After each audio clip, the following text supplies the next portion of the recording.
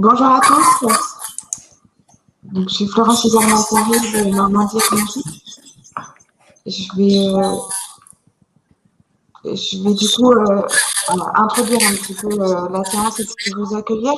Avant de passer la parole à Marie Attino, qui est vice-présidente en charge des transitions écologiques à la métropole de Rouen, qui va introduire la séance. Marie, est-ce que tu es connectée? Pour pouvoir intervenir, il faut que tu puisses aller sur scène, en fait, on voit juste la présentation. Alors, Marie, elle se prépare. Marie. En revanche, j'ai des problèmes de parasites sur le son, là. Ouais. Quand Florence parlait, je ne sais pas si on peut régler ça.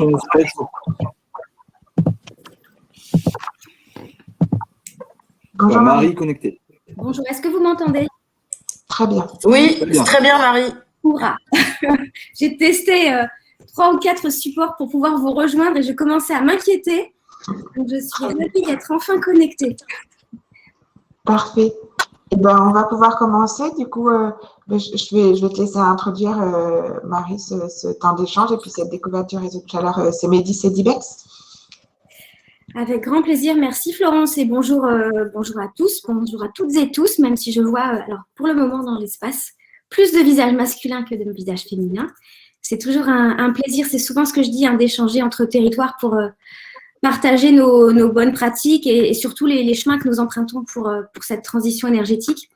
Donc voilà, comme le disait Florence, je suis Marie Attino et j'ai la très grande chance de piloter ce qu'on appelle la délégation transition et innovation écologique de la métropole Rouen-Normandie depuis le mois de juillet dernier. Voilà, donc dans cette délégation, on y trouve plein de sujets, on y trouve l'énergie, le climat, la qualité de l'air, la biodiversité, les forêts, les déchets et l'éducation à l'environnement.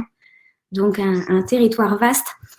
Pour pouvoir aussi débuter cette matinée, je souhaiterais excuser l'absence de mon collègue Nicolas Amis, qui est un élu délégué qui me soutient avec beaucoup d'engagement sur la question des réseaux énergétiques au sein de cette délégation.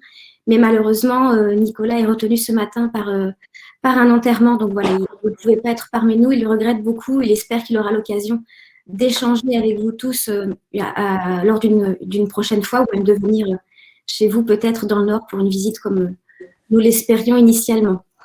Donc encore pour vous rappeler peut-être quelques objectifs que la métropole Rouen-Normandie s'est fixée. Donc la métropole, comme de nombreuses métropoles françaises, s'est fixé l'objectif d'être un territoire 100% ENR en 2050. C'était son engagement initial. Et depuis quelques mois désormais, nous avons même l'ambition d'avancer cette échéance de 2050 à 2040, puisque notre souhait, c'est de pouvoir rentrer dans un cadre un peu particulier de la Normandie qui s'appelle être territoire 100% renouvelable, qui est la réponse à un AMI régional. Et pour nous permettre de bénéficier d'un certain nombre de soutiens régionaux, nous souhaitons répondre à cet AMI, mais ce qui nous demande d'avancer notre objectif de 100% NR d'à peu près 10 ans. Voilà, donc ça peut être un détail, ça n'en est pas un. Peut-être pour vous décrire un peu le profil de la Normandie et surtout ses aspects industriels. Chez nous, vous savez, le territoire de la métropole Rouen-Normandie est un territoire qui est fortement occupé par l'industrie. C'est vraiment le cœur du modèle économique du territoire. Et nécessairement, évidemment, cette industrie pèse beaucoup dans notre profil énergétique et climatique. Et aujourd'hui, l'industrie chez nous consomme près de 40% des volumes de consommation énergétique. Il y a encore quelques années, c'était plus que ça, puisque nous avions sur ce territoire une raffinerie qui s'appelait la raffinerie Petroplus. Ce n'est plus le cas puisque cette usine, cette raffinerie a fermé, mais malgré tout, encore, le bassin industriel représente 40% de la consommation. Donc, ça nous oblige, nous, à travailler avec les acteurs industriels. Excusez-moi, je coupe. Voilà. Je suis appelée un peu partout, pardonnez-moi. Et donc, ça nous oblige à travailler avec les acteurs industriels et c'est ce que nous sommes en train de faire déjà depuis plusieurs semaines, puisque depuis notre arrivée, nous avons décidé de mettre en place une plateforme de l'énergie, une plateforme industrielle qui fédère les acteurs industriels du territoire, notamment sur le secteur Rouen-Ouest. Donc, pour ceux qui sont familiers de la métropole de Rouen, c'est tout le secteur où on trouve, par exemple, le site du SMEDAR, le site de Grisol, que vous connaissez nécessairement, l'usine Total, etc.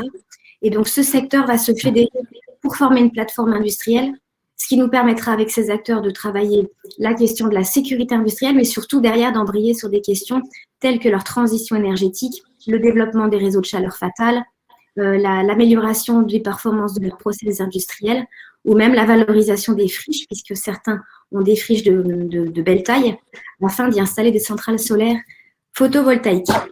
Voilà, donc c'est un peu le travail que nous sommes en train de mener.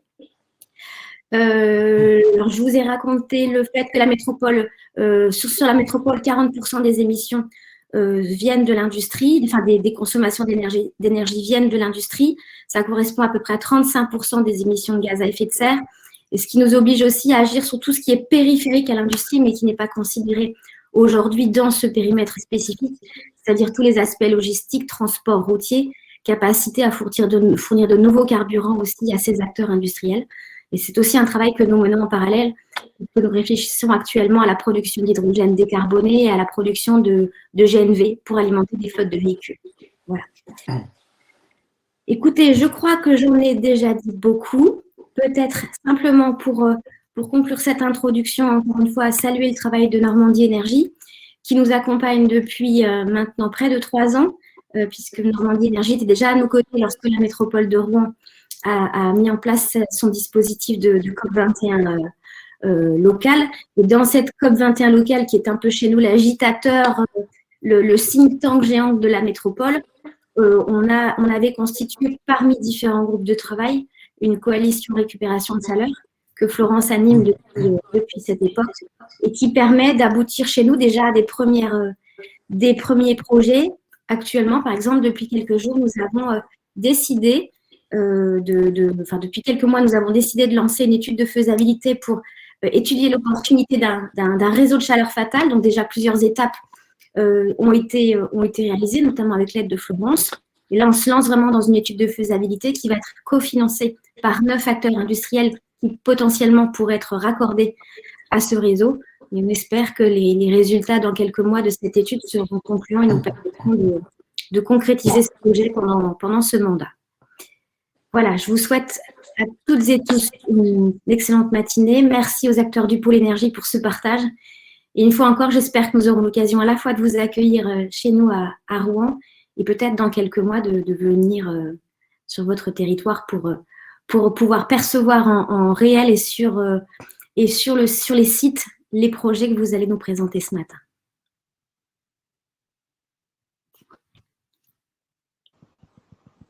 Merci beaucoup Marie. Du coup, je vais laisser la parole à Olivier Pascal qui va introduire également en vous expliquant le rôle qu'on a joué côté Normandie Énergie et puis l'idée de cette rencontre entre régions et entre industriels.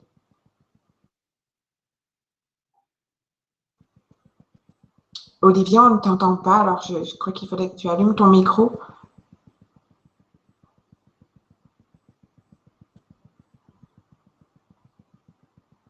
Olivier ?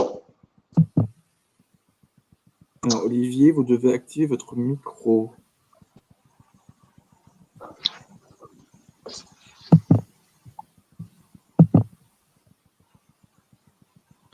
Je ne sais pas s'il y arrive ou pas.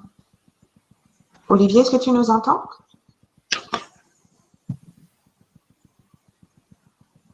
Ton micro ne fonctionne pas, on ne t'entend pas.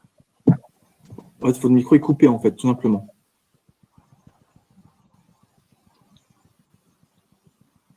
Donc, c'est dans le bandeau en bas, du coup, de l'écran. Normalement, tu as un micro. Normalement, vous recevez un message, là. Activez votre micro. Paramètres.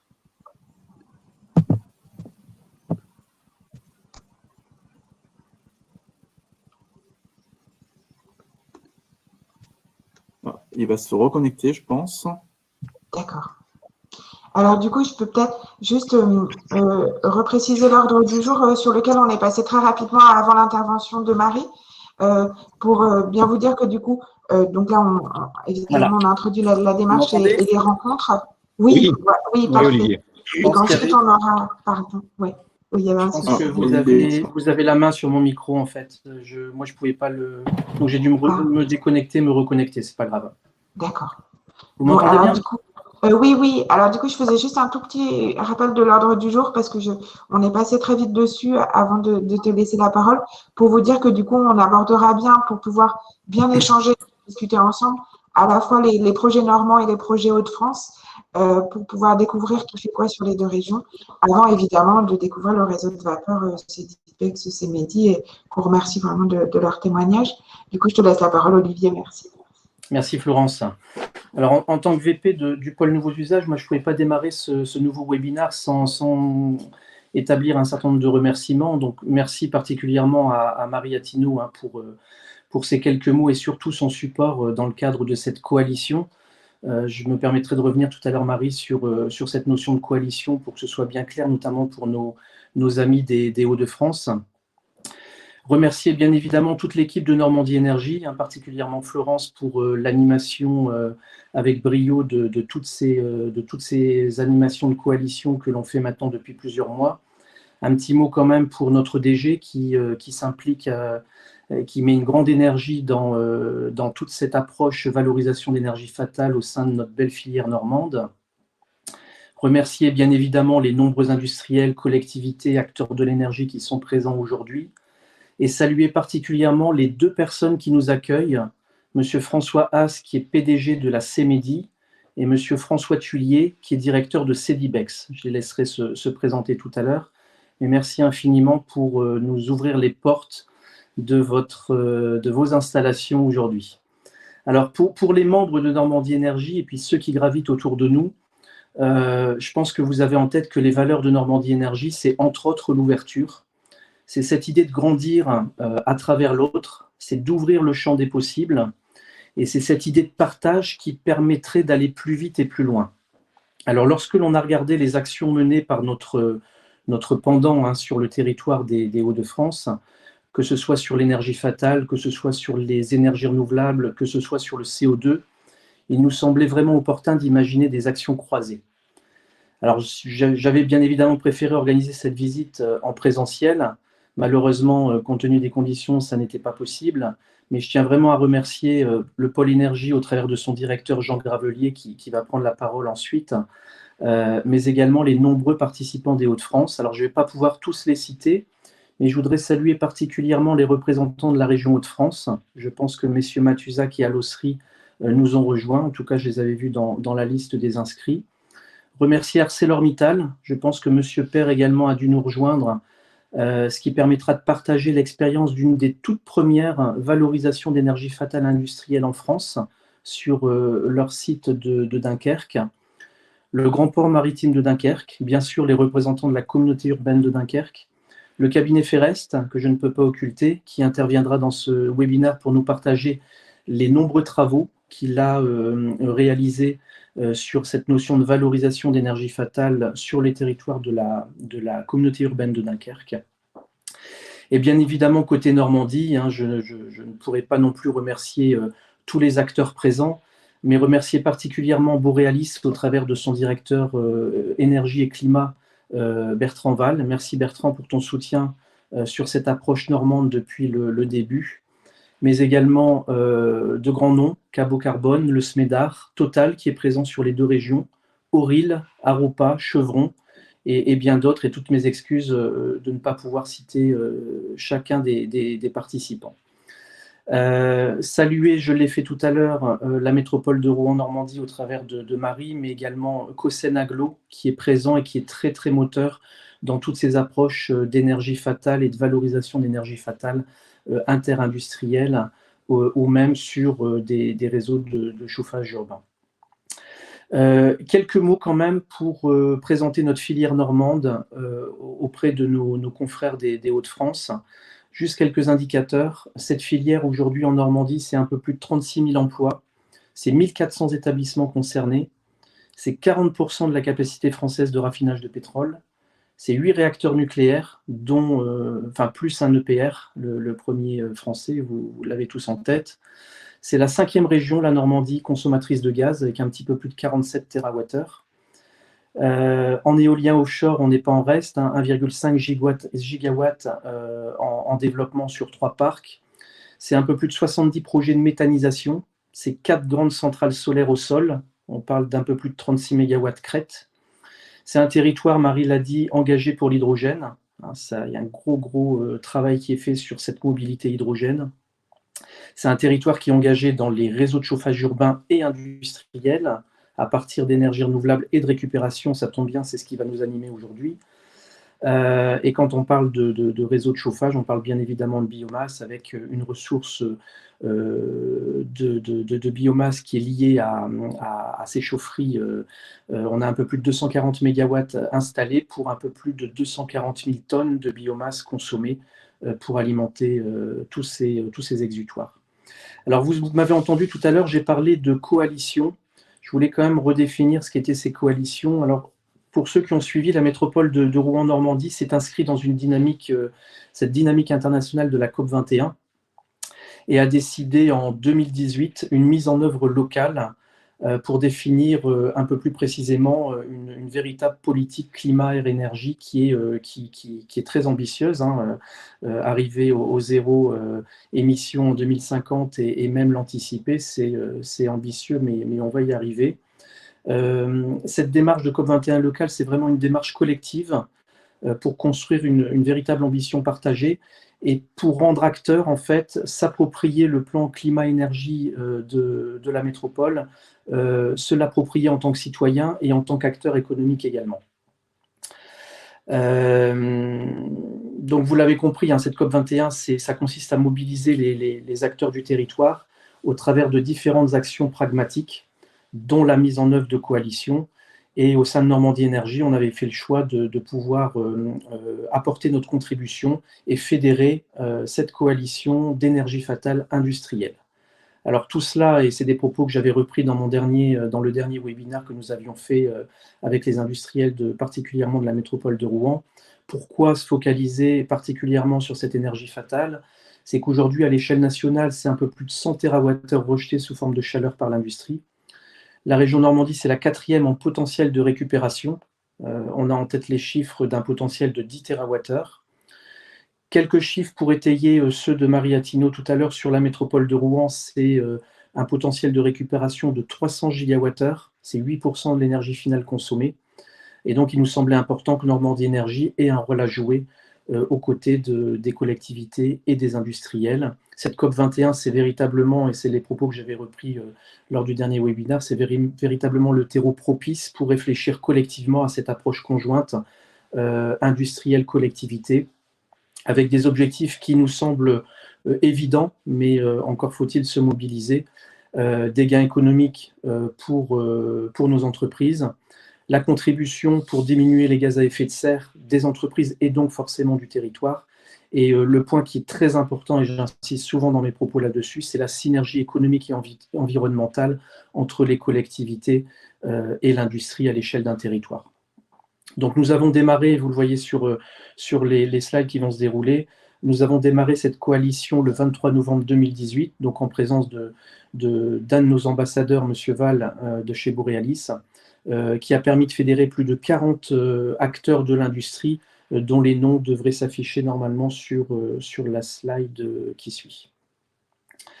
Nous avons donc rédigé une feuille de route, cautionnée par les industriels et la métropole de Rouen. L'idée, c'est de porter un véritable projet de territoire.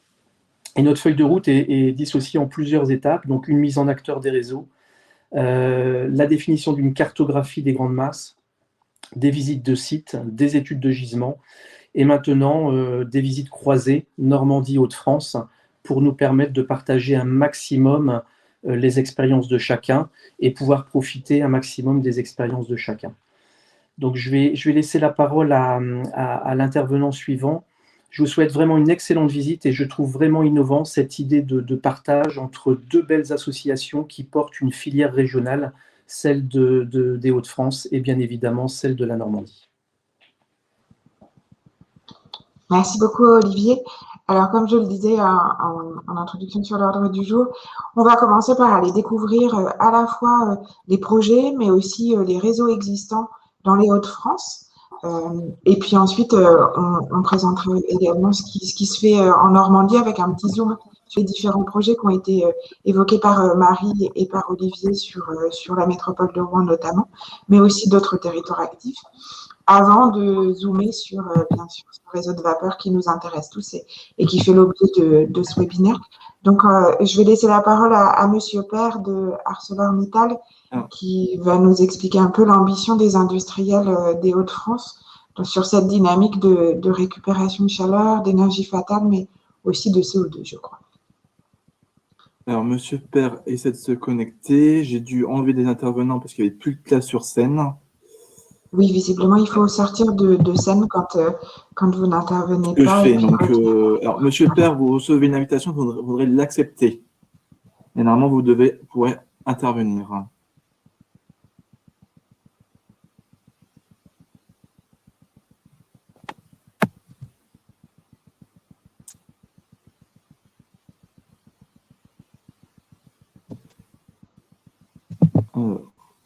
Au pire des cas, Monsieur Père, est-ce que vous pouvez quitter votre page Chrome et revenir en cas où s'il y a un souci?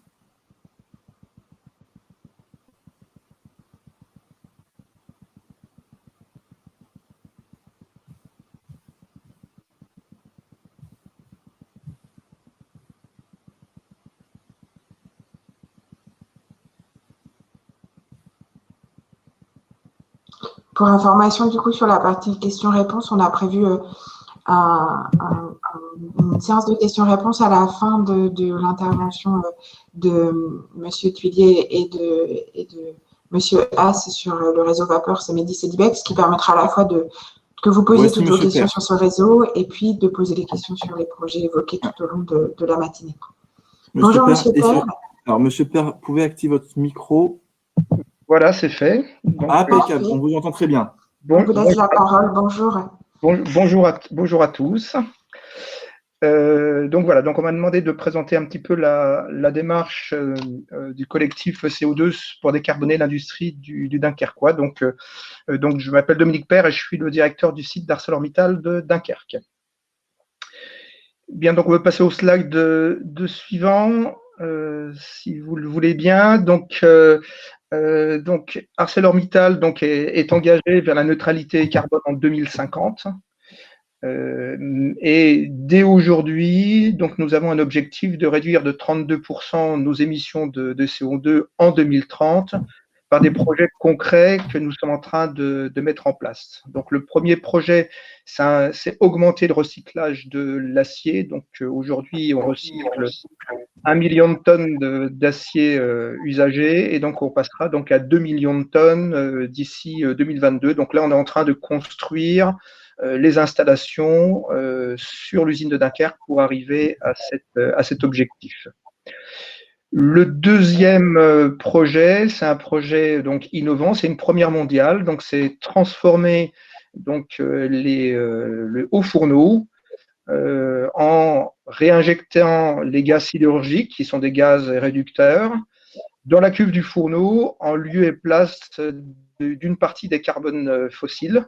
Et donc ça permettra de réduire de 17% donc nos émissions de CO2 en 2030. Et aujourd'hui, nous sommes en train de construire un démonstrateur industriel sur le site de Dunkerque.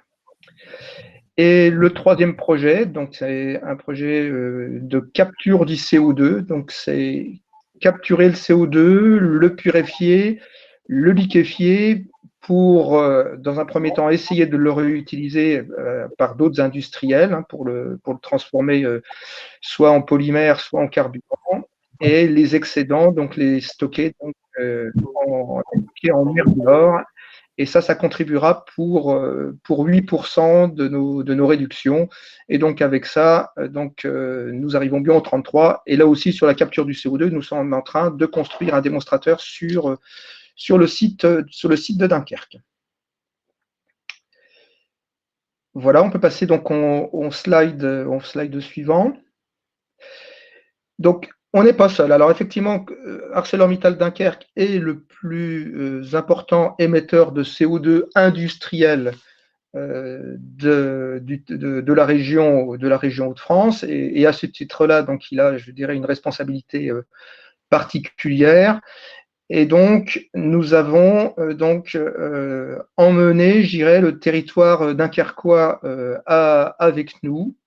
Et depuis maintenant un peu plus de 2 ans, donc nous avons créé un collectif CO2 Industrie sur ce territoire pour réussir la transformation énergétique du territoire. Alors, ça s'est concrétisé en 2019 par une première chose qui est donc la création d'un manifeste. Donc, on ne voit plus les slides là. Donc, on ne voit plus les slides. Si vous pouvez remettre les slides. Ça va revenir. Donc, on a commencé à écrire un manifeste qui prônait donc une concurrence équitable entre les industriels européens et tous les industriels hors Europe, puisqu'aujourd'hui, en tout cas dans le domaine de la sidérurgie, mais aussi dans d'autres domaines, les importateurs d'acier en Europe n'ont aucun impact CO2, alors que les industriels européens ont des impacts de plusieurs dizaines de millions d'euros sur le CO2 pour les productions de CO2 supérieures à leur quota. Donc, ce qu'on a demandé dans ce manifeste, c'est une concurrence équitable avec les pays non européens et aussi un fléchage de subventions pour aider à la transformation, ce qui est un juste retour. C'est entre autres récupérer les taxes CO2 que les industriels payent pour nous aider à assurer cette transformation qui est colossale. Donc, voilà ce que nous avons fait en 2019 par ce collectif. Nous avons aussi organisé une première conférence CO2 Industrie et Territoire qui était là essentiellement pour favoriser les échanges et pour porter ce manifeste. Et nous avons renouvelé l'opération donc en 2020 par une deuxième conférence européenne,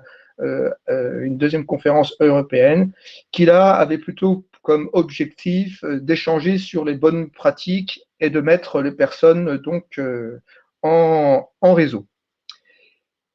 Et puis, toujours, ce collectif, et donc avec l'appui de l'ADEME, donc l'appui de Pôle Énergie, l'appui d'Eura Énergie, l'appui de la CUD, du Grand Port Maritime, de la Chambre de commerce, a aussi écrit sa feuille de route du CO2 du territoire dunkerquois.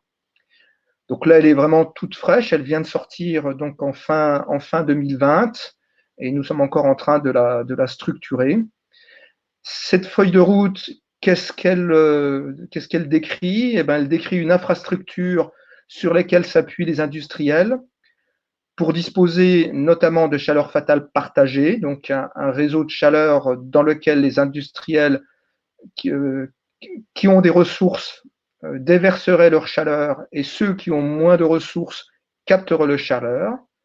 Et c'est fondamental, ces réseaux de chaleur fatale, puisque la décarbonation nécessite beaucoup d'énergie, et donc la chaleur fatale est importante dans ce cadre-là. Dans cette feuille de route, on trouvera aussi des infrastructures pour transporter le CO2, donc infrastructures par pipe ou infrastructures ferroviaires, pour le stocker, et des infrastructures aussi en termes d'hydrogène. Et dans cette feuille de route CO2, on retrouve aussi un hub CO2, sur lequel s'appuiera l'ensemble des industriels pour transformer le CO2 en produits, donc je l'ai dit tout à l'heure, des polymères, des carburants, mais aussi des matériaux de construction, et exporter les excédents par bateau vers un stockage durable en mer du Nord. Donc voilà un petit peu ce collectif qui est plutôt porté par les industriels, mais qui est maintenant donc appuyé par la communauté urbaine de Dunkerque, par Eura Énergie, par le Pôle Énergie, par l'ADEME, par le Grand Port Maritime, puisque c'est quand même sur le territoire du Grand Port que sont situées les grandes industries émettrices de CO2. Et on a rajouté aussi non seulement les industries du Dunkerquois, mais des industries qui se trouvent aussi dans la région des Hauts-de-France, plus à l'intérieur des terres, pour profiter donc de ces hubs CO2. Voilà, j'en ai fini, donc sauf si vous avez des questions. Merci beaucoup, Monsieur Père. Du coup, n'hésitez pas, si vous avez des questions, à les noter dans le volet questions et puis on les reprendra à la fin en laissant la parole à chaque personne qui a une question pour pouvoir la détailler, la préciser. Merci beaucoup. Je vais laisser la parole du coup à Philippe Forest qui va nous expliquer, au-delà de ce grand projet sur le Dunkerquois, qu'est-ce qui existe déjà et quels sont les autres projets qui peuvent exister en termes d'énergie fatale sur les Hauts-de-France. Merci Florence. Donc, bonjour à toutes, bonjour à tous. Donc, Philippe Forest, président de Forest Énergie. Donc, comme on l'a indiqué Olivier Pascal au début, on travaille beaucoup sur le sujet donc, de la récupération de chaleur fatale en lien avec d'autres industriels ou des réseaux de chaleur. Il faudrait peut-être passer le slide suivant, si possible. Voilà. Donc, l'idée ici, c'est de vous présenter un petit panorama qui n'est pas totalement exhaustif, certainement, des projets qui existent, qui ont été mis en place ou qui sont dans les cartons de récupération d'énergie perdue dans l'industrie pour alimenter d'autres industriels ou des réseaux de chauffage urbain. Donc, le premier, comme j'évoque souvent, le premier qui a été mis en place donc, dans la région de France, c'est ArcelorMittal à Dunkerque, comme Dominique Père en parlait tout à l'heure. Donc, ça date de 1986. À l'époque, on ne se posait pas trop la question de savoir si l'usine allait rester ou pas, si le projet était pérenne. Ça a été fait d'une manière très simple en 1986 et actuellement, donc, la chaleur de récupération donc, chez ArcelorMittal permet d'assurer un taux de NR du réseau de chaleur de Dunkerque de 65%, avec environ 80 gigawattheures donc, de chaleur qui est récupérée et vendue aux usagers. Alors, il y a des aléas, hein, certaines années, donc il y a peut-être un peu moins, mais il faut reconnaître quand même que ça fait maintenant 35 ans que ce projet existe et tout le monde en est ravi. Un autre projet qui est plus récent, qui est en service, c'est le réseau de chaleur d'Amiens, où là, on récupère sur des stations d'épuration et sur un data center. Donc, ça permet donc d'alimenter le réseau de chauffage urbain. La puissance de récupération est de plus de 15 mégawatts, donc ce qui est quand même assez important. Où là, on retrouve des pompes à chaleur, des thermofrigopompes, hein, TFP, des packs donc, géothermales. Donc, c'est un ensemble assez disparate, mais qui permet quand même de produire 93 gigas hein, de chaleur et qui permet d'assurer donc uniquement la chaleur récupérée sur la station d'épuration, 46% des besoins du réseau. Et le complément pour dépasser les 50 vient de la récupération sur le data center et la géothermie. Si on peut passer le slide suivant. Voilà. Donc, autre projet qui, lui, il est en train d'être mis en service, c'est l'alimentation du réseau de chaleur de Grande-Synthe, près de Dunkerque, en récupérant toujours sur ArcelorMittal Dunkerque. Hein, donc, c'est la deuxième captation qui est réalisée. Donc là, on est sur une délégation de service public avec un réseau donc, de 25 gigawattheures par an à peu près. Donc 95% est assuré par la récupération. Donc c'est un réseau moyen, on va dire, par rapport au réseau de Dunkerque ou d'Amiens dont on parlait tout à l'heure. Mais c'est un projet qui est très structurant et qui est aussi, ce réseau est interconnecté avec le réseau de chaleur existant de Dunkerque pour pouvoir faire des échanges de chaleur de récupération. Autre projet qui est en cours de travaux et qui va bientôt également se terminer, c'est l'autoroute de la chaleur de la Melle, hein, qui a été un projet très controversé, mais qui a le mérite d'être en cours de réalisation, et je pense que c'est très bien. Ça faisait 20 ans que le CVE d'Halluin crachait de la chaleur chaque année donc, aux petits oiseaux, et 20 ans après, on a enfin capté cette chaleur pour alimenter les 6 réseaux de chaleur de la Melle. L'investissement est lourd, hein, 65 millions d'euros. Bon, il y a à peu près 25 millions d'euros d'aide, mais il reste quand même 40 millions d'euros à la charge de la Melle. ce qui va permettre au réseau existant de la MEL de passer à plus de 50% d'énergie renouvelable et surtout une chaleur compétitive en prix. Donc, slide suivant, s'il vous plaît.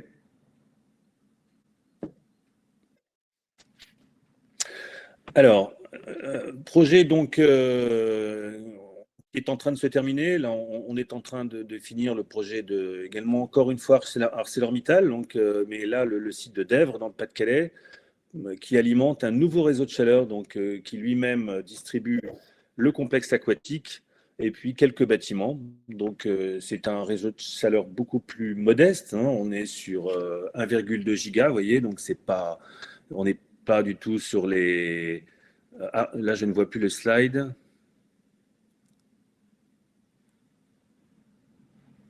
Voilà. Donc, on est sur un réseau beaucoup plus petit, où là, la récupération se fait sur les circuits de refroidissement de l'usine Arcelor. En fait, on récupère la chaleur qui passe dans les tours de refroidissement, dans le tard. On remonte cette chaleur avec des pompes à chaleur pour distribuer un réseau donc, qui est à moyenne température. Hein, on est à moins de 80 degrés pour alimenter, donc, entre autres, le centre aquatique. Donc là, on assure 84% des besoins du réseau par cette récupération. L'investissement, 1,2 million d'euros. La captation, sur ce dossier, elle pèse très peu. Elle est à 100 000 euros, vous voyez. Donc, on est sur de la récupération ici simple, c'est-à-dire sur des circuits de refroidissement. On n'est pas sur de la récupération comme Arcelor Dunkerque de 86 ou récent de 2001, où là, on est sur des fumées de process.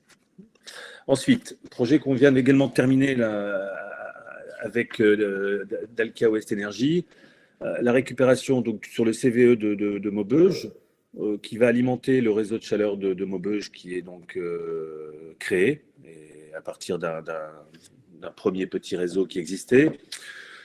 Donc là, on est sur un investissement hors réseau, je parle. Hein. Là, on est uniquement sur la captation pour livrer cette chaleur en limite de propriété. On est sur 800 000 euros de travaux, vous voyez. Hein, mais ce qui va permettre de passer 44 gigas et qui va aussi assurer 81% des besoins du réseau. Donc, un réseau de chaleur avec 80% de taux d'ENR. Ensuite, slide suivant. Voilà. Alors, ça, c'est un projet qui a été réalisé récemment, où là, c'est l'industriel qui a investi dans un réseau de chaleur qui vient de l'usine d'incinération de Arc, dans le Pas-de-Calais, pour alimenter uniquement en demi-saison et en été les besoins à vapeur de la cartonnerie de Wardrek, qui est un gros consommateur de vapeur. Donc pourquoi pas l'hiver? Parce que pour l'instant, le CVE produit encore son électricité l'hiver. Peut-être qu'à terme, l'usine sera alimentée toute l'année par ce réseau. Donc on est quand même sur 91 gigas de vapeur ici, hein, donc, avec un réseau de 8 km. Également, un projet qui est en train de se terminer, c'est le CVE d'Ouchy-les-Mines pour alimenter le nouveau réseau de chaleur de Denain, où là, on récupère sur les circuits de refroidissement basse pression, hein, donc avec des pompes à chaleur pour remonter le niveau. Les travaux donc, sont en cours de finition, financés donc, par le syndicat des traitements des déchets, et qui alimente le futur réseau de chaleur de Denain, donc, qui est en cours, qui est géré donc, par Dalkia. Slide suivant.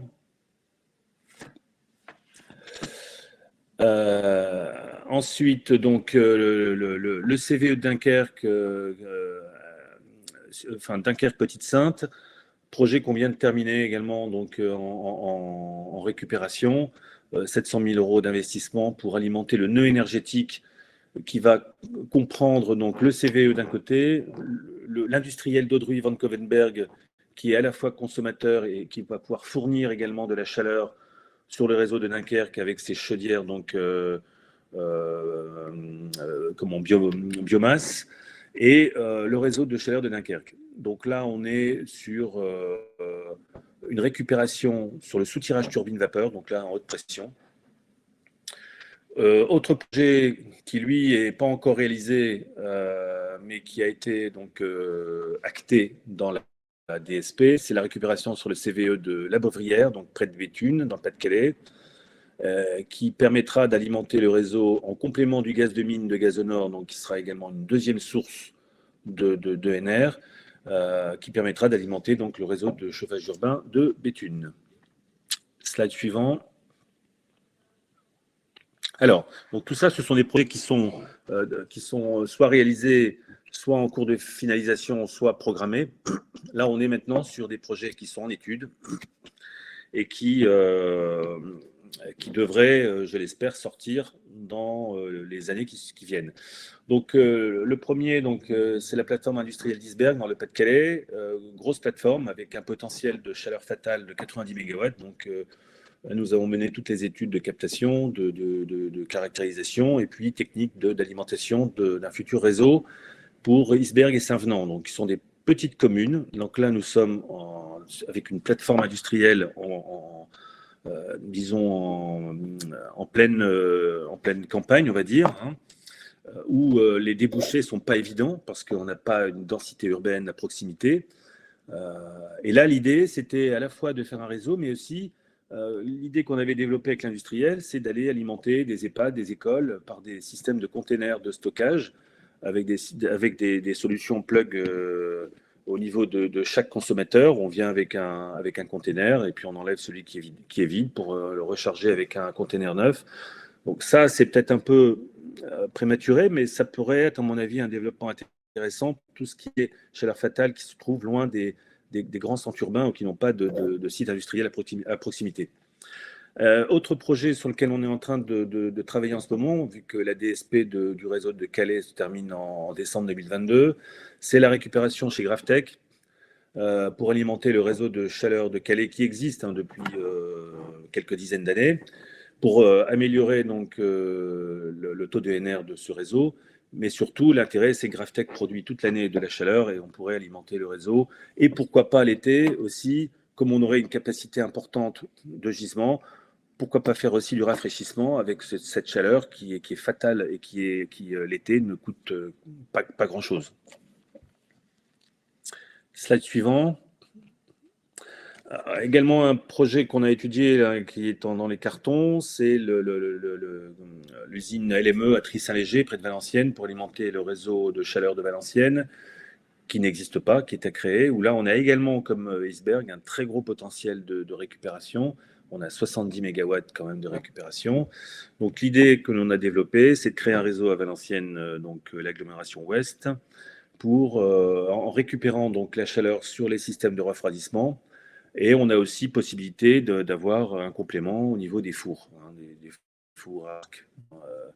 Donc le taux d'ENR est largement au-dessus de 75%, on a même des solutions à plus de 80%, pour alimenter un réseau vers Valenciennes, Aulnois, Trie-Saint-Léger, la Sentinelle, mais aussi l'hôpital de Valenciennes. Projet qui a été... C'est possible de finir un petit peu plus rapidement. Tout à fait. Oui, il y en a pour moi encore une minute ou deux.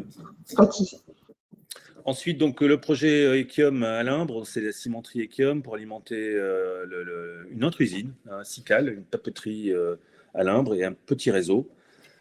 Projet qui a été un peu mis en stand-by pour des questions techniques. Il faut attendre quelques années que les niveaux de température soient plus élevés.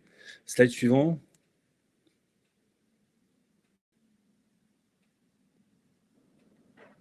Voilà, CVE de Saint-Saulve, là on vient de terminer les études pour alimenter un réseau de chaleur de Saint-Saulve. Donc on est sur un réseau de 13 gigas, donc on est un réseau moyen, avec un investissement entre 7 et 8,5, un taux d'ENR de 70 à 90%, où là on récupère soit sur les soutirages, soit sur les circuits de refroidissement. Un autre dossier qui est en cours aussi, où là c'est pas nous qui sommes dessus, Saint-Gobain à Niche, dans le nord, pour alimenter un petit réseau à Niche, qui est une petite ville qui est à côté de cette usine. Slide suivant, s'il vous plaît. Voilà, et je terminerai là-dessus. Donc, je reboucle avec ce que me disait Monsieur Père tout à l'heure. Donc, c'est le projet que l'on vient de terminer en étude avec Greenflex.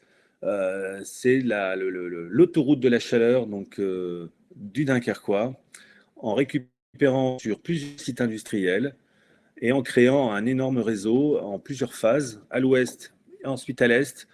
L'idée de ce réseau, c'est d'attirer aussi des investisseurs industriels qui viendrait s'implanter sur le territoire du grand port maritime de Dunkerque.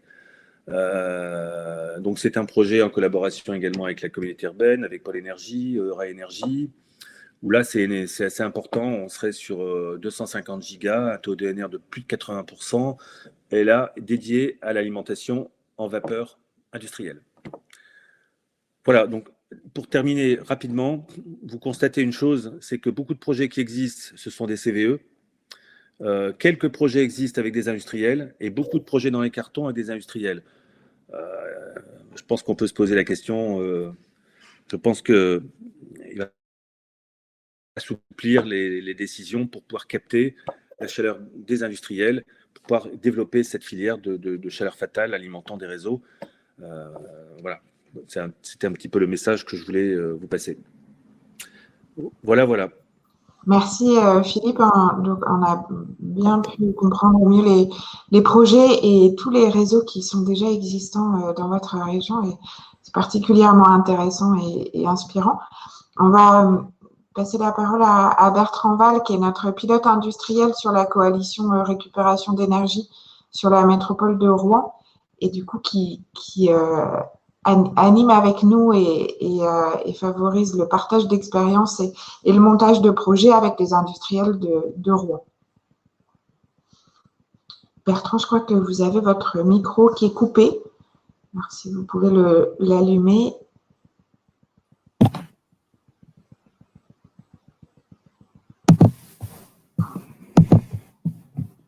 Normalement, recevez une. Ouais, c'est bon. Normalement, là, on devrait vous entendre. Oui, bonjour à tous. Merci pour l'organisation de ce webinaire. Donc, moi, je suis sur la zone de Rouen, hein, donc dans l'industrie chimique. Comment a démarré ce projet, en fait, de coalition? On est parti du management d'énergie, hein. On a étudié en interne les possibilités d'amélioration de la performance énergétique, hein, dans le cadre de la mise en place de l'ISO 50001.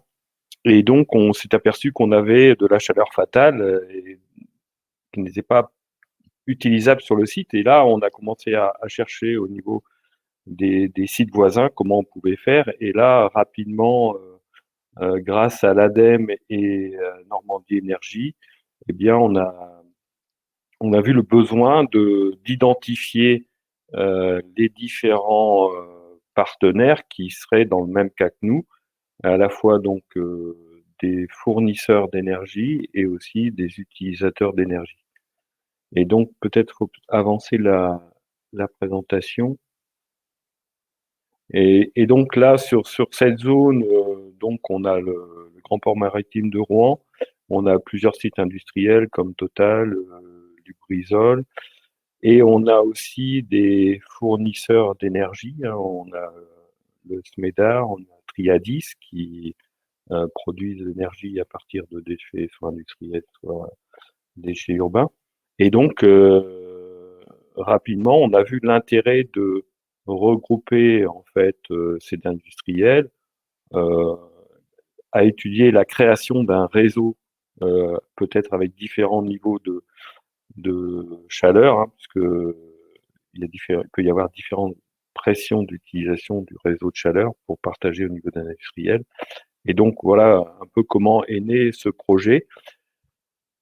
Il y a, je pense, et ça c'est intéressant qu'on puisse partager peut-être avec l'expérience des Hauts-de-France sur comment construire des contrats pour échanger cette énergie. Il y a aussi, j'ai vu dans les questions, la pérennité de certains, soit producteurs, soit consommateurs, hein, puisque c'est des projets qui sont pour plusieurs années. Alors, comment vous avez traité ces sujets-là, hein? Si on part sur un réseau de chaleur, c'est pour 15-20 ans. Comment allons-nous nous assurer de cette à la fois disponibilité ou consommation à travers de contrats? Il y a aussi la possibilité d'utiliser une partie de la chaleur fatale pour les réseaux de chaleur urbains. Il y a un développement au niveau de la métropole important. Et donc là aussi, comment fait-on pour gérer les variations entre hiver et été, hein, puisque l'été il y a une forte baisse, et c'est que pour la consommation eau chaude chaleur ou eau chaude sanitaire. Et donc, c'est comment faites-vous pour gérer ça? Puisque en fait, c'est toutes ces questions que nous posons pour développer et avoir une rentabilité économique de développement de ces projets et d'assurer la rentabilité des investissements.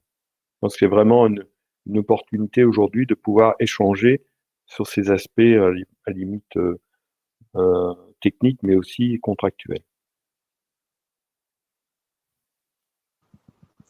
Merci beaucoup Bertrand. Et on va reprendre en effet toutes ces questions qui nous intéressent tous dans la partie questions-réponses et qui font déjà en effet l'objet de quelques questions sur le chat et le volet questions. Dans la deuxième grosse étude et le deuxième gros projet qui est en cours sur la Normandie, c'est un projet qui est animé par COSEN Développement. Donc, je vais laisser la parole à Camille Brou qui va nous présenter l'état d'avancement de ce projet qui regroupe les industriels de la zone de Port-Jérôme-sur-Seine. Bonjour à tous. Le micro fonctionne? Oui, très bien. Oui, super. Oui, bonjour à toutes et à tous. Et puis, merci effectivement d'organiser ce temps d'échange. Donc, moi, je vais vous présenter effectivement rapidement l'étude de faisabilité qui est en cours sur le territoire de COSEN-Aglo. Rapidement, donc COSEN-Aglo, c'est effectivement un territoire qui a une forte valeur industrielle et qui mène maintenant depuis un certain nombre d'années une politique assez ambitieuse en matière d'économie circulaire. C'est donc assez naturellement, on va dire, et dans la continuité d'un certain nombre d'actions déjà engagées, que le territoire souhaite valoriser donc les énergies fatales qui sont émises par les industriels, notamment de la zone de Port-Jérôme. Donc, pour faire un historique rapide de la démarche relative aux énergies fatales, en 2011, il y a eu une première expérience réussie de création de réseaux vapeur entre deux industriels du territoire qui a amené COSEN-Aglo à vouloir développer d'autres projets sur l'ensemble de la zone. En 2017, il y a une première étude d'opportunité qui a été menée et les conclusions de cette étude, effectivement, ont conforté donc l'intérêt et l'ambition du territoire pour aller plus loin et pour mener une étude de faisabilité de récupération des énergies fatales. Cette étude a été donc lancée maintenant au printemps, au mois d'avril 2020. Elle est menée par le cabinet CETEC qui est présent, je crois, aujourd'hui. Donc, pour vous présenter rapidement en fait, le déroulement de l'étude, moi je ne vais pas rentrer tellement dans les données techniques, mais plutôt effectivement comment avance l'étude et comment on travaille avec les différents acteurs impliqués dans l'étude. On a eu un phasage effectivement en 3 temps. Il y a une première phase de l'étude qui a permis on va dire, qui avait pour objectif d'identifier de réaliser les monotones des sites qui participent à l'étude. Alors, CETEC avait contacté une cinquantaine de structures publiques et privées. On a aujourd'hui environ 16 industriels qui sont investis dans la démarche et qui participent à l'étude. Je vois que certains industriels, d'ailleurs, sont là. Je vois Cabot Carbone, Ori, l'H2V, Tereos aussi, Oread, le CEVED, je vois Exxon aussi. J'espère que j'en ai pas oublié. J'espère ne pas avoir oublié de participants présents aujourd'hui. Donc voilà, cette première phase a permis d'identifier et de caractériser les gisements de chaleur pour élaborer donc, les scénarios de valorisation des ressources. Ça a permis, à l'issue de cette première phase, donc d'identifier plusieurs synergies énergétiques à la fois entre industriels, mais également de voir les possibilités de création de réseaux de chaleur urbains. Pour chacun, au fur et à mesure de l'avancée de l'étude, on s'est réunis régulièrement avec les différents acteurs. Donc, au début, principalement la collectivité, les industriels qui participent à l'étude et puis le cabinet CETEC. Ces groupes de travail nous ont permis de sélectionner en fait les différents scénarios que l'on souhaitait approfondir. Aujourd'hui, on a identifié 3 scénarios qui sont les plus pertinents et pour lesquels on approfondit le travail. Il y a tout d'abord donc un scénario vapeur sur la zone industrielle de Port-Jérôme, et puis 2 scénarios de récupération de chaleur urbain, le premier à Bolbec, le second à Lillebonne, donc des réseaux qui seraient alimentés par des industriels à proximité de ces communes. On arrive maintenant dans la 3e et dernière phase de l'étude qui consiste qui doit maintenant définir pour chaque scénario à la fois l'équilibre économique, les montages juridiques, les modes de gestion adaptés à chacun des 3 scénarios. On s'est effectivement rapproché maintenant dans cette 3e phase d'autres acteurs comme l'ADEME, la région, la Caisse des dépôts, pour effectivement voir comment ces scénarios peuvent se concrétiser par la suite. La restitution finale de l'étude est prévue prochainement, en mars-avril 2021. Donc effectivement, nous on arrive à… C'est une étude qui se termine et qui a pu avancer assez rapidement grâce à une forte implication et une très bonne communication entre les industriels, la collectivité et le bureau d'études, qui a permis de mener ce travail à bien. Voilà, c'est à peu près tout, moi, ce que j'ai à dire sur l'étude en cours. Après, s'il y a des questions, évidemment, j'y répondrai. Parfait. Merci Camille. Donc, oui, l'idée, c'est vraiment bien de pouvoir échanger entre les différents projets qui existent et leurs différents niveaux d'avancement. Moi, je vais juste vous faire un rapide point avant d'évidemment laisser la parole à Cémédis Cédibex pour découvrir le réseau vapeur. Sur les 3 réseaux qui existent en Normandie avec de la récupération de chaleur, donc, c'est des réseaux pour lesquels certains directeurs de sites notamment sont présents et connectés, donc qui pourront renseigner s'il y a des questions sur leur réseau par la suite. Donc, dans les réseaux industriels qui existent en Normandie, on a d'abord l'alimentation de Triadis, de Lubrizol, par le site de Triadis, qui est une usine d'incinération de déchets dangereux, qui est basée sur la métropole de Rouen, dans la zone industrielle portuaire où on travaille actuellement au lancement d'une étude pour approfondir et voir comment est-ce qu'un réseau pourrait être créé avec des mutualisations entre les différents industriels. Donc, cette fourniture de vapeur par Triadis à Lubrizol, elle existe depuis 1996 et elle permet de valoriser 80% de l'énergie qui est produite sur le site de Triadis à destination de Lubrizol, ce qui représente à peu près 90% des besoins du site. Donc, Monsieur Scotté, le directeur de Triadis, est connecté et parmi nous. Donc, si vous avez des questions sur ce réseau, n'hésitez pas. C'est un réseau qu'on a fait déjà visiter dans le cadre de la coalition récupération d'énergie pour alimenter les échanges et les discussions sur la zone industrielle portuaire de Rouen.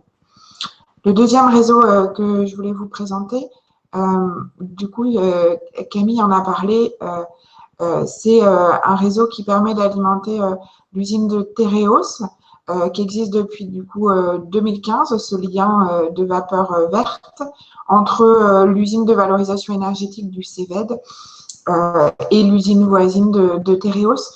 Donc là encore, les personnes sont connectées à la plateforme.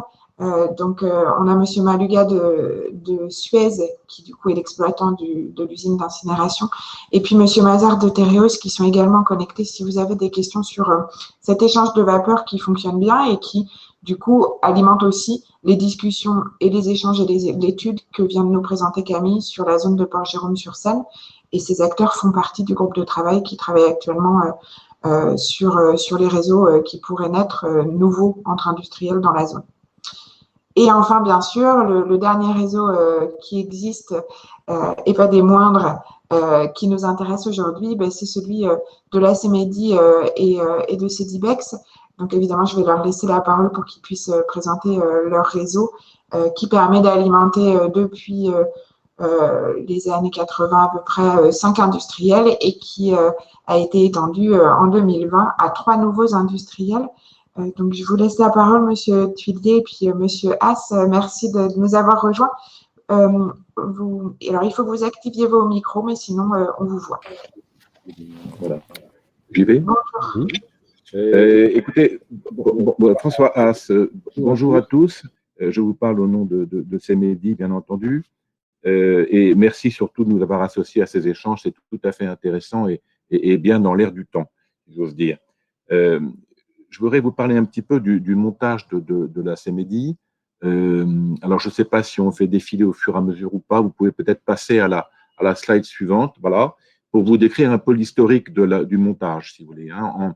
Les industriels se souciaient évidemment de trouver un exutoire pour leurs déchets, et ça c'était au début des années 70, sachant que jusqu'alors, eh bien, ça allait dans une espèce de grand trou qui avait été creusé à proximité de la zone et où tout le monde mettait joyeusement ses déchets, ce qui évidemment est une époque révolue, mais notre démarche était assez innovante lorsqu'il s'agit des années, début des années 70. La loi sur l'eau a évidemment renchéri nos projets et on s'est réunis en 75 avec les industriels qui s'inquiétaient du traitement de leurs déchets et évidemment ce qui veut dire les politiques autour, les collectivités, et on a créé la CEMEDI. La CEMEDI, c'est une SA, mais d'économie mixte, dans laquelle se sont retrouvés 8 industriels ou une petite dizaine d'industriels et le département, le conseil général, la caisse des dépôts et la chambre de commerce et d'industrie du Havre à l'époque. Hein.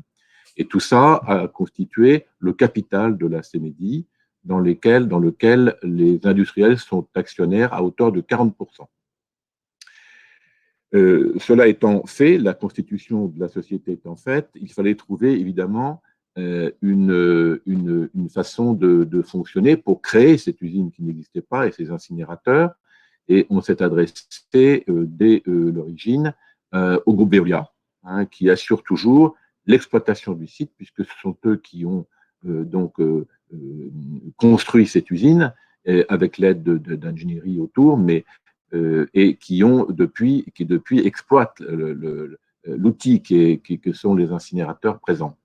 Le montage, c'est que la CEMEDI agit comme investisseur, c'est-à-dire que c'est vraiment la CEMEDI qui porte tous les investissements, et ces investissements sont ensuite refacturés, si j'ose dire, sous forme de redevance à l'exploitant.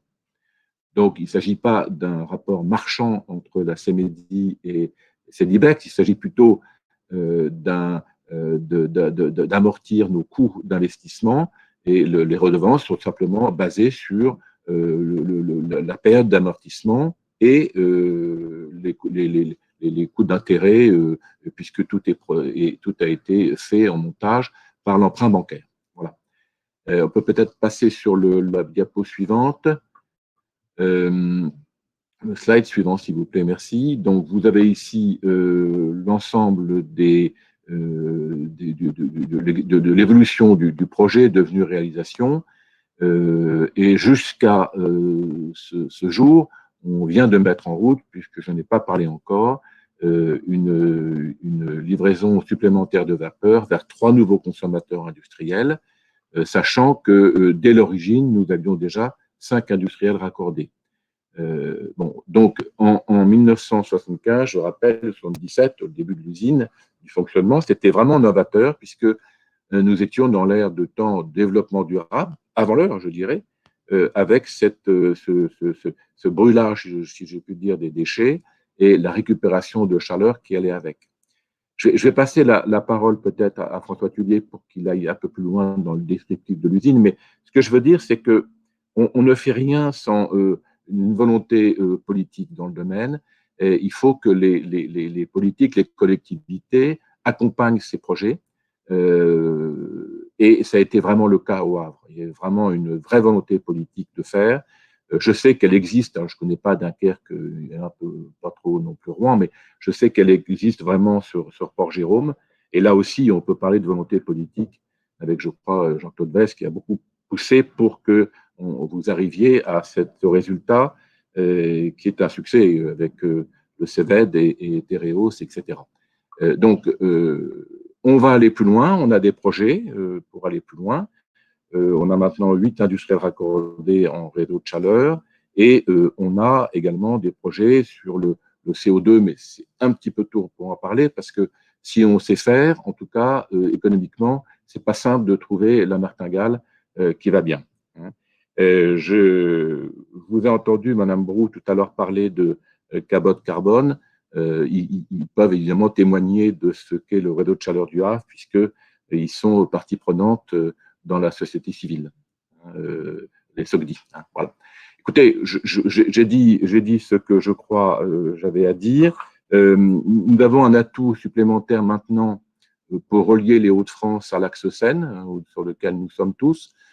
C'est Stéphane Raison qui a rejoint Europa en qualité de directeur général. Je pense que c'est une bonne chose parce que Stéphane Raison arrive ici auréolé de succès sur Dunkerque et on peut imaginer des échanges également avec les Hauts-de-France. Donc pas seulement peut-être des liens physiques par pipe, mais aussi peut-être là aussi une volonté politique entre nous et avec un Stéphane Raison qui pourrait être un bon porteur de projets ou amener des idées. Voilà ce que je voulais vous dire. Merci beaucoup, M. Haas. La slide d'après, pardon. Oui, M. Thuillier, je vous laisse la parole. Bonjour à tous et à toutes. François Thuillier, je suis le directeur donc, de Cedibex qui exploite le centre de la CEMEDI.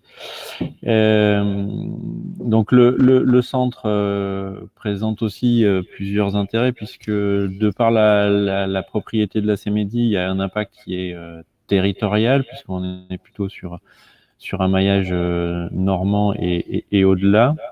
La capacité, on va rentrer un peu dans le détail, mais l'usine a une capacité de 200 000 tonnes autorisées de traitement par an. C'est 3 lignes autonomes de traitement thermique de déchets.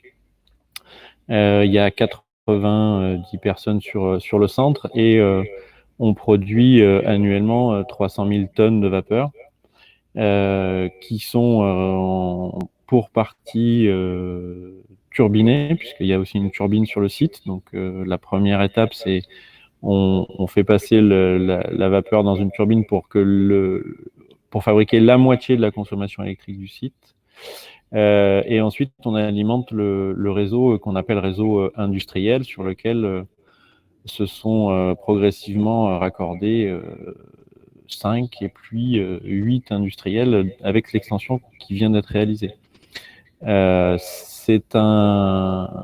Donc la partie de vapeur qui est valorisée aujourd'hui représente environ 200 000 tonnes par an. C'est grosso modo 150 gigawattheures. L'extension qu'on va faire, alors on peut peut-être passer sur le slide d'après parce qu'il y a d'ailleurs des chiffres. Encore s'il vous plaît. Voilà. Donc aujourd'hui on est voilà sur ces chiffres-là.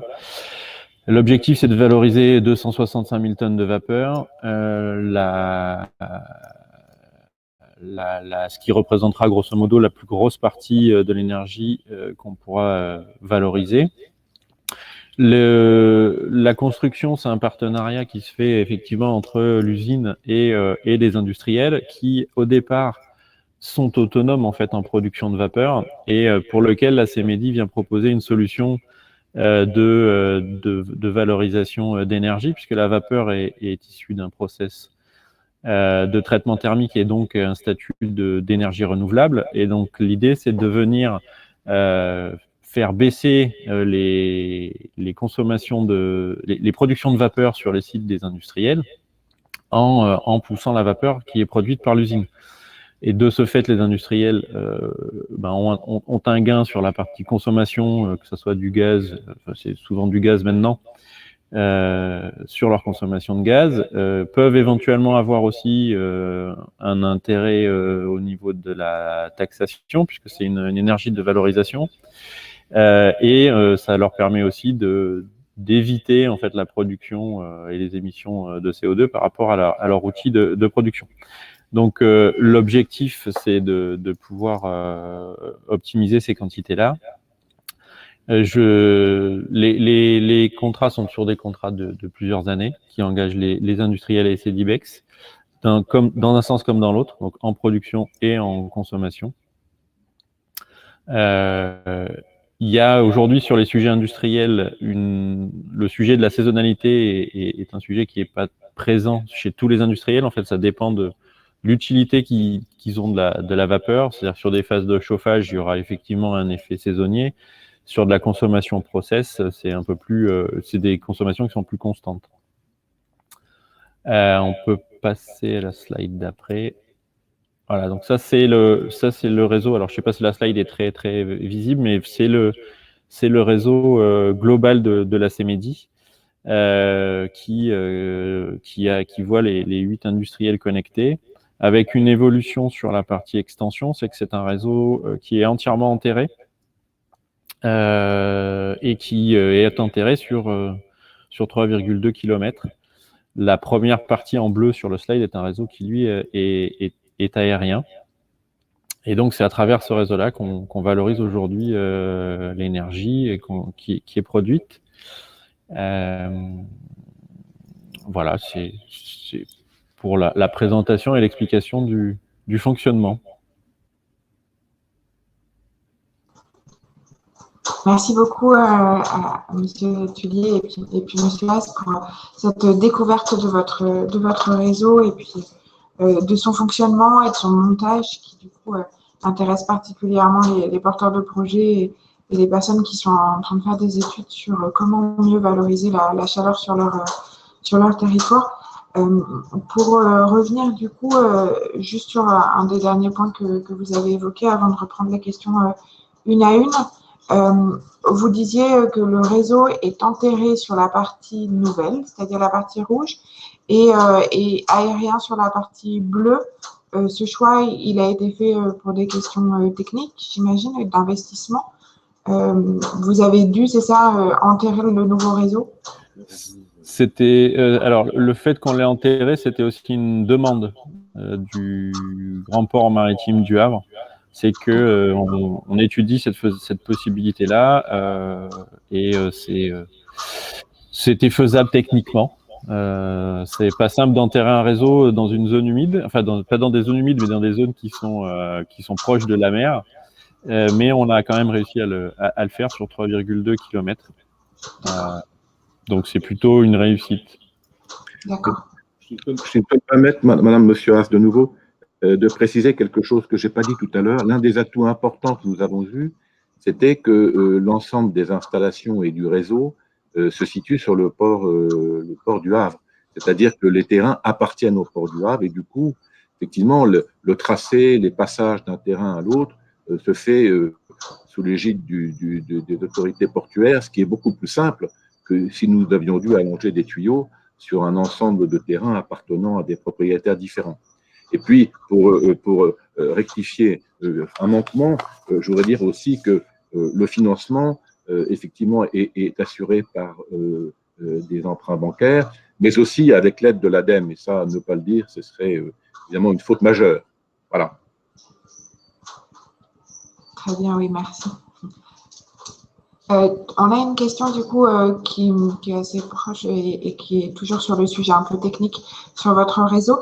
Ce sont les solutions de secours qui sont en place. Monsieur du coup Rivet, alors soit on laisse la parole à Monsieur Rivet pour qu'il pose sa question, Romain, soit je la reprends à l'oral. Je ne sais pas s'il est facile de lui laisser la parole. Alors je vais l'inviter sur scène. On va voir s'il souhaite intervenir.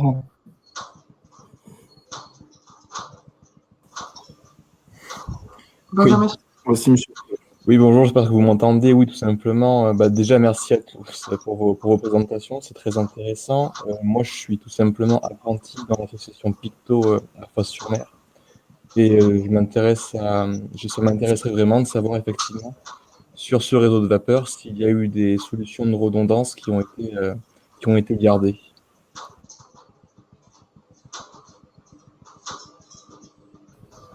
Alors, la solution de redondance, en fait, elle est chez l'industriel, en fait, puisque le principe de fonctionnement, c'est que les moyens chez les industriels sont déjà présents de par leur process et leur manière de fonctionner, et parce qu'effectivement, ils ont une certaine sécurité industrielle à assurer par rapport à leur production. Donc l'objectif, il est de réduire le fonctionnement des moyens de production de vapeur des industriels, tout en, si jamais pour des raisons d'exploitation ou autres, de maintenance, par exemple les lignes d'incinération, on a des phases de maintenance où on est obligé d'arrêter régulièrement les installations sur des phases longues, mais on doit les arrêter. C'est les moyens de l'industriel qui viennent reprendre la main pour compléter cette production-là. Si cette solution-là n'existe pas, il faut que le site qui génère la vapeur s'équipe de chaudières, comme c'est le cas quand on a souvent sur les centres de valorisation énergétique qui alimentent des réseaux de chauffage urbain par le traitement thermique des ordures ménagères. Souvent, les usines sont complétées avec des productions et des chaudières gaz qui viennent prendre le relais du chauffage urbain pour le chauffage urbain si jamais l'usine a des difficultés ou est en arrêt technique pour maintenance. Donc, il y a plusieurs manières de fonctionner. Si les industriels sont déjà installés depuis un certain temps, ils ont des moyens de production sur leur site. L'intérêt, c'est de diminuer leur utilisation par l'utilisation d'une énergie de valorisation. Est-ce que je peux peut-être compléter? Je vois la question de M. Granier. Il demande s'il y a des contrats d'engagement de vente de déchets. Alors, en fait, il n'y a pas véritablement, avec les industriels, de contrat de vente de déchets. Il y a une convention qui régit la situation et les échanges entre CEMEDI, CEDIBEX et SOCDI, puisque les industriels se sont réunis sous le vocable de SOCDI. Il n'y a pas de contrat de vente de déchets.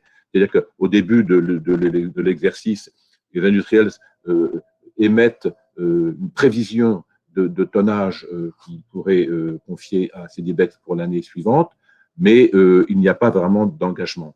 En revanche, sur l'achat de vapeur, il y a effectivement des engagements de CEDIBEX à fournir des quantités de vapeur, et il y a un engagement de l'industriel à utiliser cette vapeur, et s'il ne l'utilise pas, à payer une indemnité à CEDIBEX qui n'est pas sur les 100% de l'engagement, mais qui peut être sur les 50% de l'engagement en règle générale. Voilà. Cela pour essayer d'équilibrer un peu les rapports, où si CEDIBEX s'engage, il faut évidemment que l'industriel s'engage pour partie.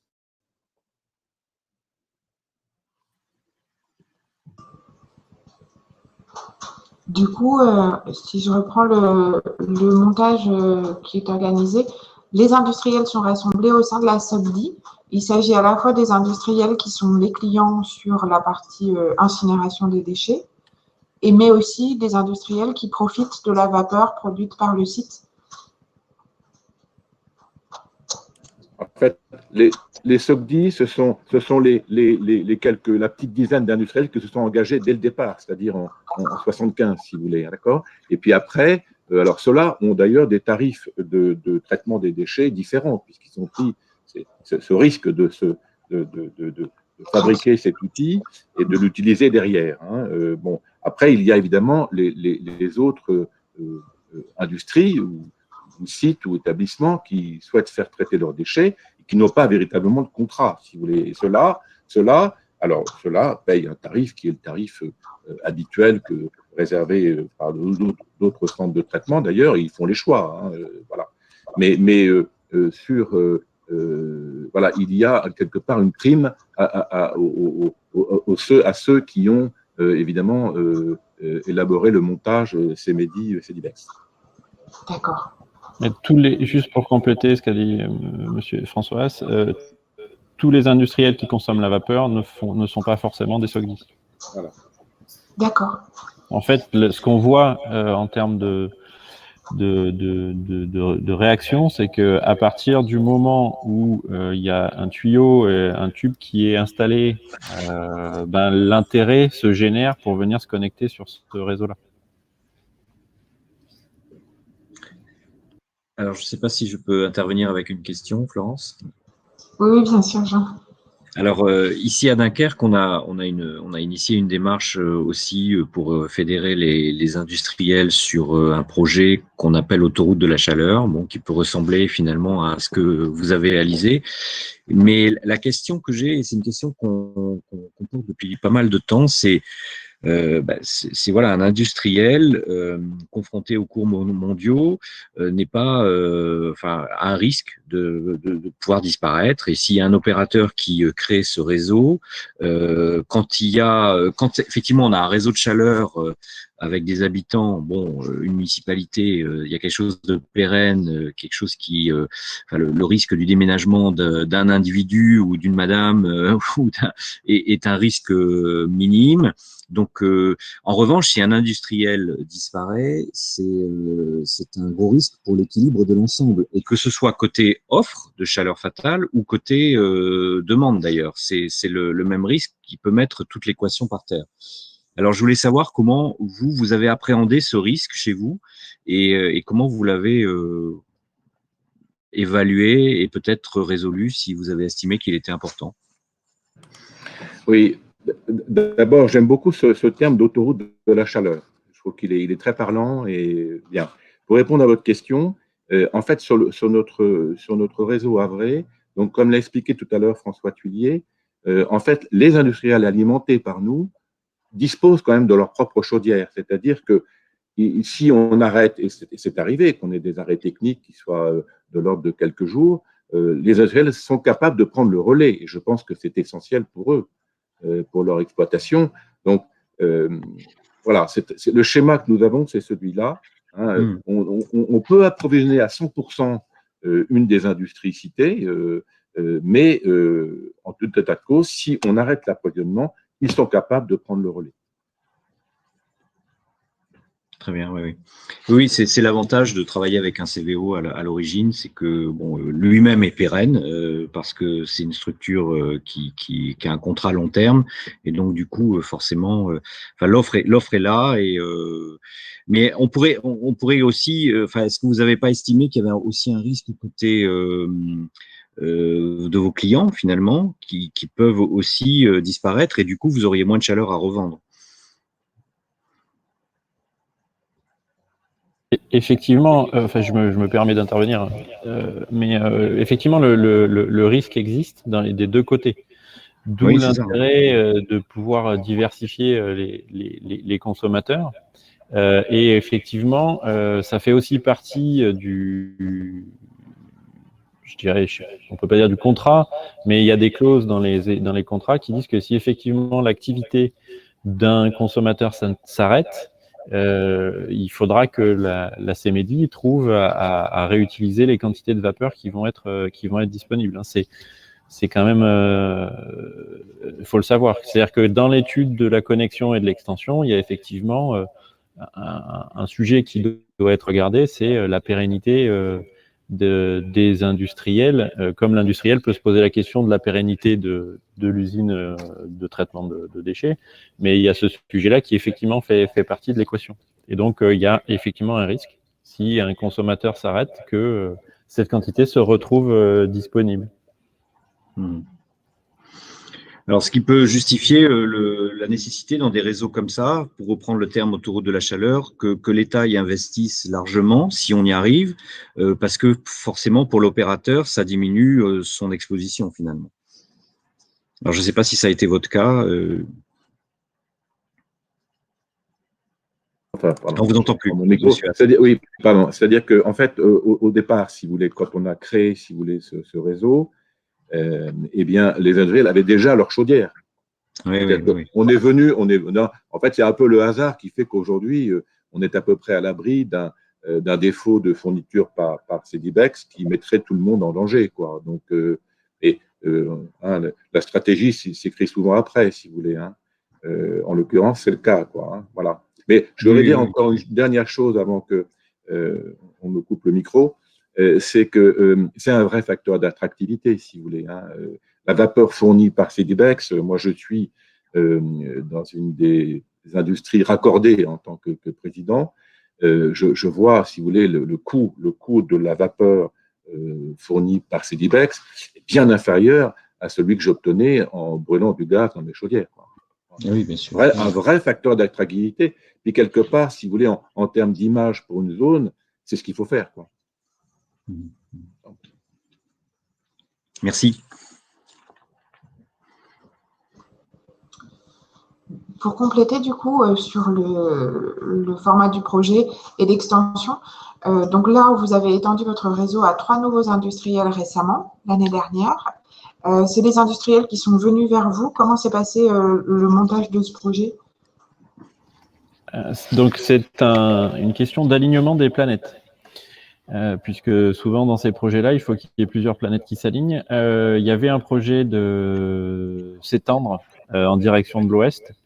Et en fait, la rencontre des industriels et le déménagement de l'un de ces 3 industriels, puisqu'il y a un des 3 qui devait venir augmenter sa capacité sur le site qu'on alimente aujourd'hui, parce qu'il fermait un autre point de stockage sur la zone du Havre, a fait que le projet s'est concrétisé. Et le fait qu'ils soient les 3 aussi côte à côte, puisque si vous regardez bien, enfin sur le schéma, vous voyez que les 3 sont côte à côte, ça joue aussi sur ces sujets-là. Donc il y a eu une relation entre Cedibex et les industriels et la CEMEDI. Dans le chat, je me permets de relayer une question du coup qui va un peu de pair avec ce point-là. Du coup, ça veut dire que vous aviez, vous, plus de vapeur à valoriser sur le site de Cedibex qui pouvait être mis à disposition des industriels. Et la question que pose Madame Darocha, c'est de savoir si l'incitation à la réduction des déchets, à la valorisation matière, n'a pas justement, du coup, une incidence de diminution de votre production de vapeur à partir de l'incinération. Est-ce que vous voyez une diminution de votre production à terme? Enfin, comment ça s'est organisé entre ces 2 objectifs un peu contradictoires? La valorisation des déchets, effectivement, a forcément un impact. Et ça va plutôt dans le bon sens. Que les industriels trouvent des moyens de valoriser des produits en interne. C'est quelque chose qui est plutôt développement durable. Ça, il n'y a pas de souci. Du coup, les gisements aujourd'hui, en fait, en termes de déchets dangereux, sont des gisements qui sont assez stables et sur lesquels les recyclages existent. Mais il reste tout de même une quantité et une activité pour lesquelles il n'y a pas forcément de solution de recyclage et qui donc nécessitent des centres de traitement. Donc oui, il y a des choses qui sont constatées, ça c'est sûr. Et on reste quand même sur des productions, des niveaux en fait de réception sur l'usine qui sont assez stables. Donc on y travaille aussi pour qu'on puisse continuer à alimenter en vapeur le réseau. Merci. Alors, on a une question, si on peut laisser la parole à Monsieur Pétetin, qui est une question plutôt technique de l'ordre sur la distance de réseau que vous avez et sur du coup la problématique que peut poser des distances assez longues. On ne pourra pas laisser Monsieur Pétetin prendre la parole. Non, mais je vais relayer sa question. Monsieur Pétetin est à ArcelorMittal, ici à Dunkerque, et effectivement, comme les distances de réseau sont assez longues, la question, c'est les pertes de condensation le long de ce réseau. Est-ce que c'est de la vapeur saturée? Est-ce qu'elle est légèrement surchauffée? Et quelles sont du coup les pertes de condensation sur cette distance, en fait? Est-ce que voilà, c'est une question qui serait assez technique, mais qui a sa raison d'être. Je vais rebrancher mon micro. Donc effectivement, il y a le sujet avec la distance de la condensation. Donc on est sur un schéma de vapeur surchauffée sur l'usine de Cedibex en production. Et la partie condensat sur le réseau enterré, en fait, la partie condensat est récupérée dans le réseau condensat et revient vers l'installation. Et on est de l'ordre de 500 kg par heure, je crois, ou quelque chose comme ça, mais je pourrais vous redonner le cycle sur la totalité du réseau. D'accord. J'espère que ça répond à la question. Ben, j'espère aussi. Enfin, Bernard, si vous voulez compléter, n'hésitez pas à l'écrire, puisque vous avez... Et je le relayerai de la même manière. Voilà.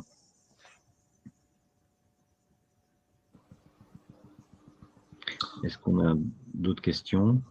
Je n'en vois pas d'autres spécifiquement sur le site. Je sais que ça avait été une question quand on a fait visiter l'usine Triadis et l'approvisionnement par Lubrizol, c'était de savoir au quotidien comment gérer la fourniture de vapeur entre industriels, c'est-à-dire quelle relation vous avez avec les industriels, comment vous assurez ce suivi de leur consommation et quels échanges sont à prévoir en termes plutôt de ressources humaines et de travail en collaboration dans ce type de réseau. Alors, la manière dont on travaille avec les industriels, c'est qu'effectivement, il y a une communication régulière qui se met en place entre l'usine et les industriels pour qu'on échange sur nos productions, sur nos périodes d'arrêt, pour qu'on essaye d'avoir de synchroniser au maximum les arrêts éventuels chez les industriels et les arrêts sur l'usine. Donc c'est un travail qui permet de faire matcher certaines séquences. Ça permet pas de matcher à 100%, bien évidemment, mais la communication avec l'ensemble des industriels est quasi permanente puisque nos salles de commande échangent entre elles. C'est-à-dire si nous on a une augmentation de production, on peut les en informer. Et si on a une baisse, on les en informera aussi, puisque eux, ça nécessite des réglages différents sur l'installation. Ensuite, on est en train de digitaliser tout notre réseau, c'est-à-dire que sur les 5,46 km de réseau, on est en train de ramener dans la salle de commande de l'usine toutes les consommations des industriels, ce qui nous permet de voir et d'éventuellement interagir en fonction des consommations qui sont réalisées par chacun. Donc il y a une communication permanente avec les industriels pour qu'effectivement on se tienne informé de la situation.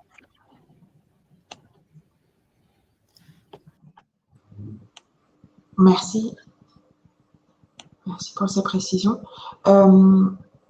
Une question complémentaire aussi sur le réseau. Alors, du coup, là, je repars en arrière sur la partie montage juridique, mais Monsieur Tullier, vous me disiez que le format CMEDI, qui a été retenu à l'époque, n'était aujourd'hui plus forcément possible et qui correspondait à un autre format juridique aujourd'hui.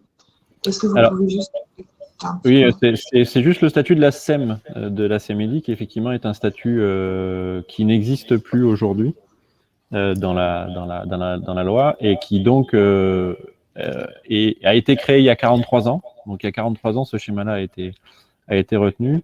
Aujourd'hui, on serait plutôt sur des schémas type CEMOP, qui sont des SEM qui pourraient avoir un peu la même construction, mais pas la même répartition. Voilà. C'est la répartition entre acteurs publics et acteurs privés qui est différente, hein, c'est ça? C'est ça, oui. Merci. Jean, est-ce que vous avez d'autres questions spécifiquement sur le réseau?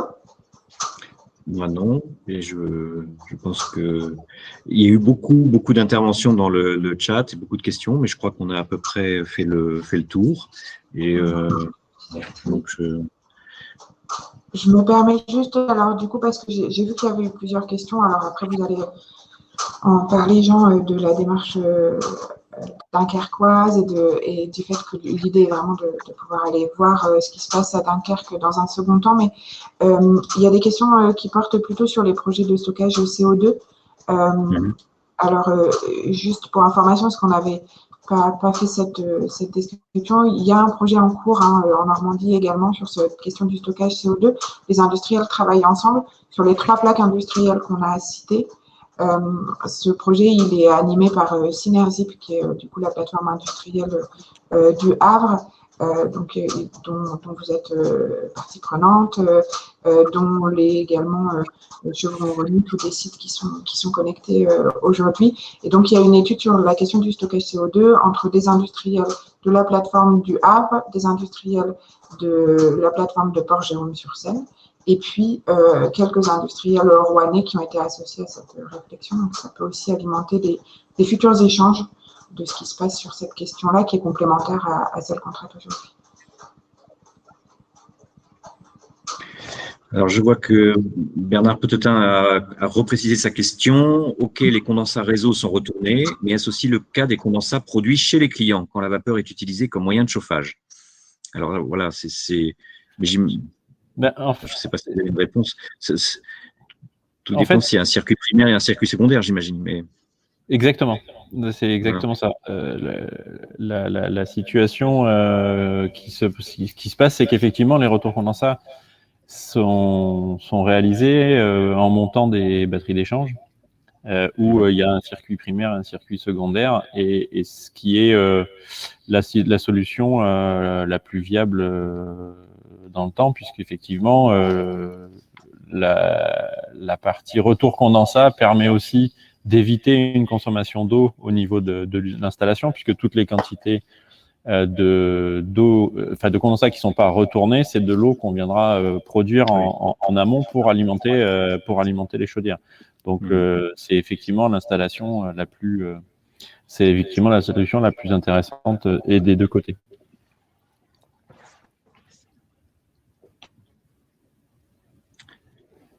Ok, merci.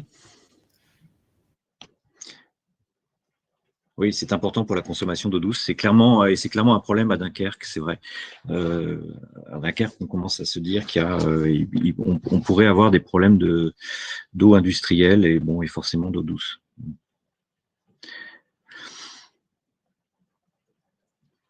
Florence, on arrive au terme ou comment ça se passe? Oui, alors n'hésitez pas à poser des questions si vous en avez, c'est le moment. Si vous pouvez les poser via le chat ou le volet questions-réponses, l'idée c'est de bénéficier du retour d'expérience au maximum si vous avez des questions complémentaires et puis si vous avez des questions sur les projets en cours des différents intervenants qui les ont présentés. Sinon, on va conclure. Je vous laisse quelques minutes éventuellement si vous avez des questions complémentaires.